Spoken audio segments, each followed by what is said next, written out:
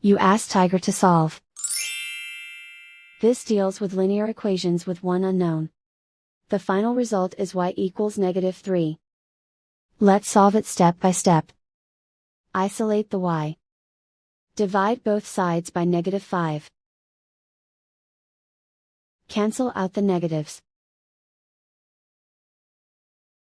Simplify the fraction.